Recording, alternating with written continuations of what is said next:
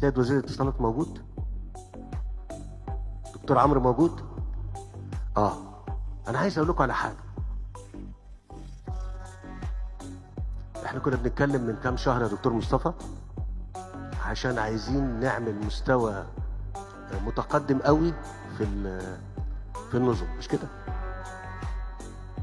طيب، عشان بس بقول لكم احنا بيتخرج من عندنا 700,000 في الجامعه، مش كده يا دكتور خالد؟